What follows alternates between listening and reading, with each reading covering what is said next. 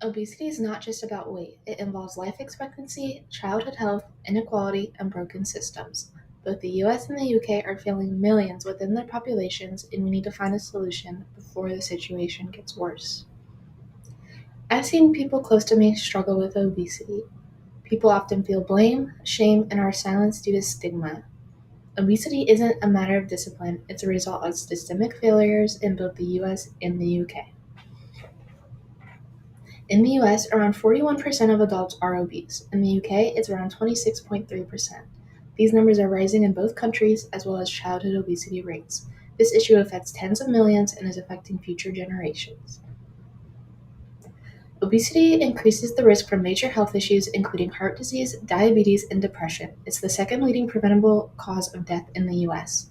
The US government spends about $283 billion on obesity-related health issues, and the UK spends about $7.1 billion.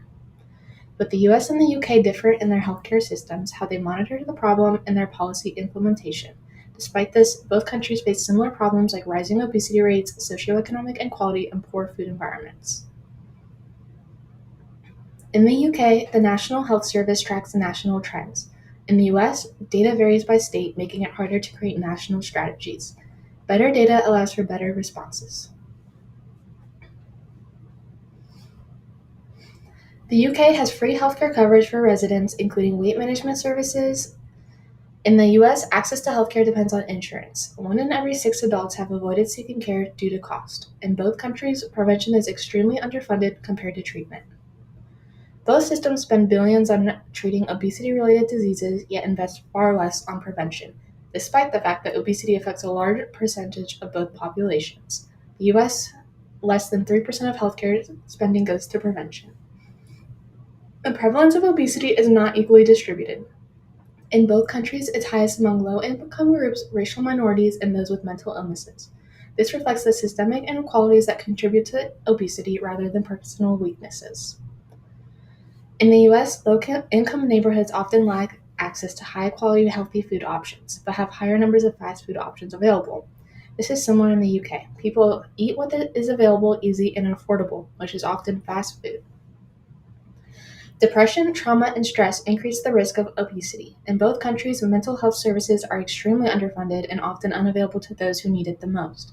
Unfavorable coping mechanisms and unhealthy relationships with food is driving the obesity rates.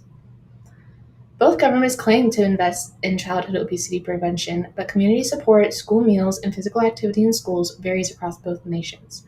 The US has faced policy rollbacks, and the UK often lacks long-term funding.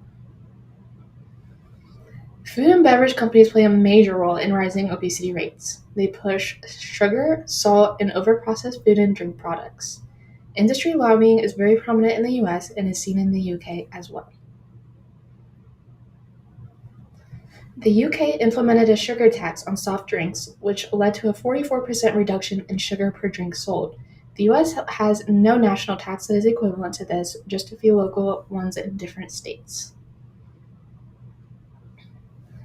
The UK has released multiple national obesity strategies, but implementation has been inconsistent. Policies often fade after election cycles. Strategy without action is just ineffective.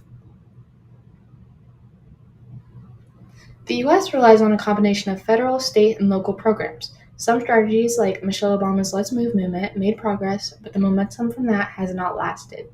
Federal leadership on obesity is extremely limited. New York has shown that targeted, community-driven efforts can work. Success comes when health systems, schools, and neighborhoods work together on strategies. While efforts have not lasted, from 2007 to 2011, obesity rates in children decreased 5.5% after years of efforts. The biggest issue in both countries is that they treat obesity like an individual problem instead of systems failing. They underfund prevention, ignore social determinants, and let corporations shape the food industry. We need to fund early and long-term prevention strategies, address poverty, mental illness, and inequality directly, create healthy food environments and habits for all, hold corporations responsible, and create policies that restrict unhealthy food and drink options. We can't shame or mitigate a way out of the obesity crisis. Someone you know is affected by obesity. We must build systems that support health from the ground up. Obesity rates will not decline until we stop blaming individuals and start redesigning the systems that they live in.